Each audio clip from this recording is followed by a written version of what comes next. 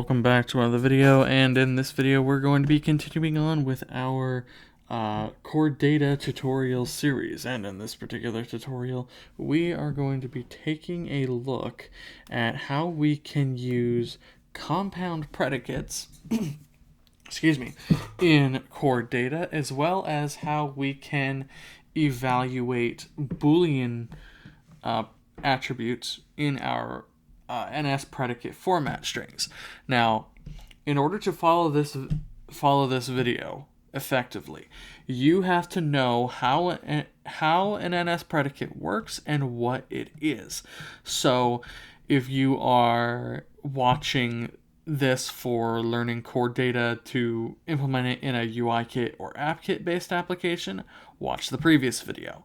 If you want to use SwiftUI with core data, watch the video before the previous video for the Swift data version of learning NSPredicate. All right, now come back once you've watched one or both of those previous two videos, and then we'll crack on. So, what we're going to do in this video is we're going to use a compound predicate to display projects in the sidebar of our application that basically meet both predicates in the compound predicate. Or if the search is empty, right? So if we're not searching for anything, then we will only apply a single predicate. This is a very common thing that you're going to do, so listen carefully. But before we do our compound predicate, we need to learn how we can utilize a predicate that tests against a Boolean attribute of our core data entity. And this is a little bit tricky because when we can't just inject a Swift or Objective-C Boolean value into our predicates. They have to be wrapped in what's called an NS number. Now, NS number is another object built in to Foundation, and it's an Objective-C type originally that represents some kind of number. And we need to wrap that Boolean in that NS number object to effectively, behind the scenes, turn it into some kind of number. However, we don't use %d or anything like that as its placeholder in the format string. Instead, we'll use %at, because NS number is not a digit per se, it's technically an object. All right, so let's go ahead and construct this status predicate so we can determine whether or not we want to filter objects where the project is closed or open. And we can do that by going into Xcode.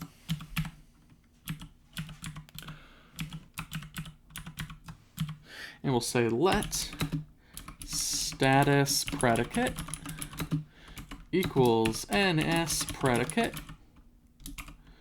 format. Nothing that we haven't covered before so far. Inside of the format string, we will simply say is closed equals %at. Again, nothing we haven't covered before. If this is new to you, right? If you haven't seen this at all before, again, go back to the previous two videos to learn how a predicate is constructed, how a format string works, and how a predicate works and why we use them. All right. Next, we need to give it our parameter there that we want to inject into our format string, and this is where the NS number object comes in. To wrap our Boolean value from our status variable or status parameter we get inside of the initializer of this view here, we need the Boolean literal initializer. So it'll be NS number, and we want the one with the parameter Boolean literal. And then we'll pass it status, like that.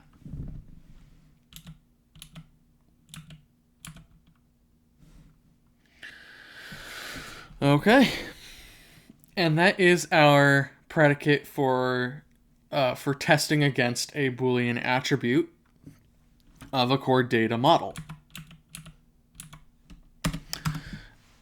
Next, we need to actually create our compound predicate. There are three kinds of compound predicates. There's one that uses and, there's one that uses or, and then there's one that uses not.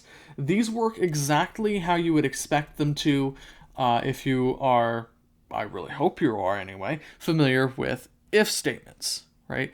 When you use and, or, and the not operator in your if statement, those work exactly the same as and, or, and not versions of our predicates, of our subpredicates. Now, when we create a compound predicate, it will take in an array of NSPredicate objects that you want to test against. And pretty much we're just going to pass in the two predicates we've created this far, the status predicate and the search predicate. But one thing you should also keep in mind as well is that the NSCompoundPredicate object that we're going to be using is a subclass of NSPredicate. So you'll see many of the same initializers and properties that NSPredicate has. So how then do we create our NSCompoundPredicate object? Well, we do it like this. Let compoundPredicate equals NSCompoundPredicate. And you can see here, these are our different initializers. And predicate with subpredicates, giving it an array of NSPredicates. Not predicate with subpredicate, again taking an array of NSPredicate objects. And then or predicate with subpredicates, again taking an array of NSPredicate objects. But which one do we want in this scenario? Well, remember what I said in the beginning. We want, for our compound predicate, to filter our projects based on the search term and whether or not it's closed or open.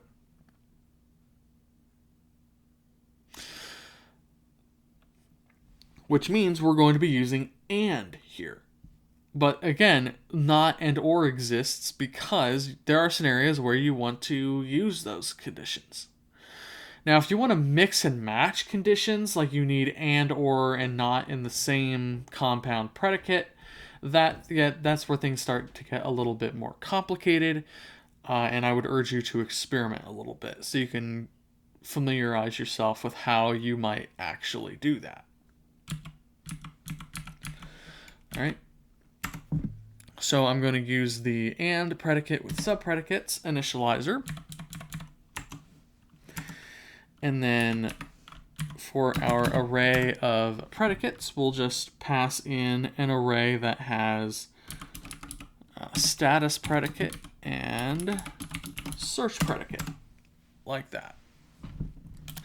Now, the last thing that we need to do with that here is inside of our fetch request initializer here, where we have predicate.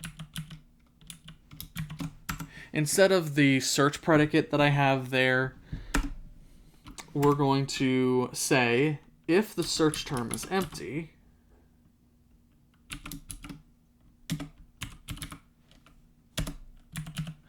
then we only want to apply the status predicate.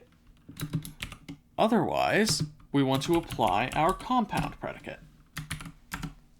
That way we make sure we always get the right data. All right, we can save this and then run our code. Here in our application, you can see in the toolbar, we have a search bar. This search bar is going to filter our projects based on the name.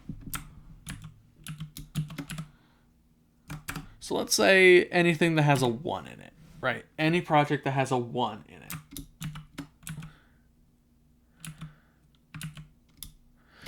Inside of our segmented control, let's say we only want the open projects here. Well, now our compound predicate is being put into effect because we are, of course, always applying the status filter, but we're also applying that search predicate because there's a search term in our field there.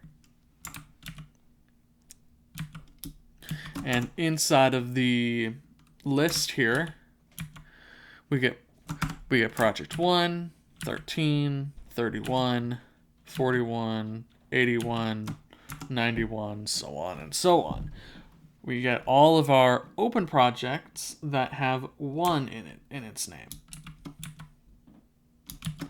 We can also say the closed projects that have a 1 in their name. And now we get project 10, project 11, project 12, project 14, and so on and so on.